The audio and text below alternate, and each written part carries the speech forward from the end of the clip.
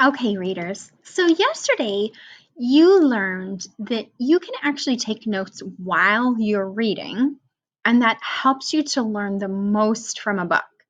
Writing about what you read is an amazing way to help you remember, which helps your comprehension. So today I want to tell you that writers and readers also can jot down things after they finish reading a book. And that's what I want you to work on today. So I'll model for this for you. I've read this whole book, Polar Animals. I've read this a lot, actually. And so what I did was I just took a page in my reader's notebook here.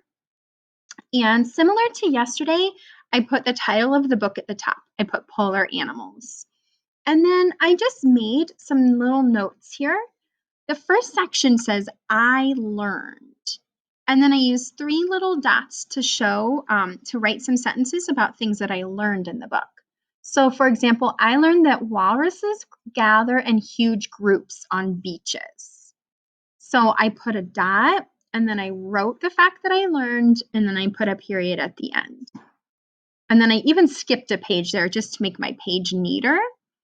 And then I put another dot. And I said, beluga whales use echolocation to find fish. So this is a good example of echolocation was a new word for me when I first read this book. And it means that they make a sound and the sound waves bounce through the ocean. And then once they hit something like a fish, the waves bounce back and the whale can tell how far away the fish is. It's amazing. So I learned that new word. So readers try and use the new vocabulary words that they learned in a book. They try and use those in their own writing. So try and use that when you're taking notes on what you learned from a book. And then my next one says, humpback whales go on a very long journey every year. So I couldn't remember exactly. I knew there was a number. I couldn't remember exactly what the number was, but I remember being so fascinated with that fact. So that's a third one that I learned there. And then below what we learned, note that anytime that you're reading a nonfiction book, you're going to learn things and now you're going to have more questions about it. So then I made a new section that says, I still wonder.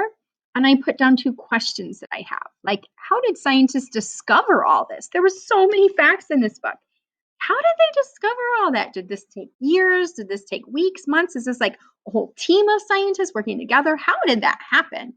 And the next one was, who took all of the photos in this book? There was so many beautiful photos. How did they get them all? I'm so curious. So notice for the questions, I have a question mark instead of a period at the end. And then for these notes too, you might have more pictures than I do. I just have one little picture here. This was kind of a rough sketch of the earth and the sun. I had learned in this book that depending on how the sun's rays are hitting the earth, that would be if it's summer or winter and the Arctic or the Antarctic. So I put a little bit about that there too. So this is what you're going to practice as well today, readers.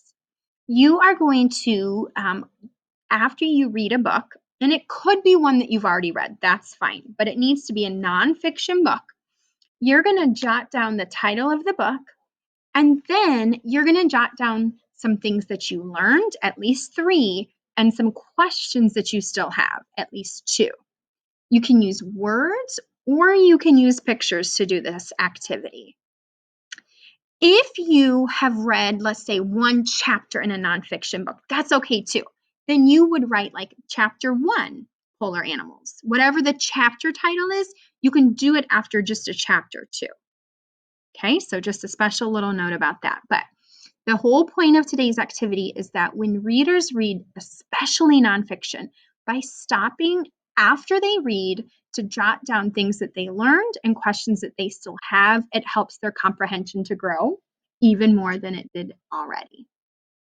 All right, readers, always remember, readers are leaders. Have fun with those words and those pictures and all that new learning that sticks in your brain.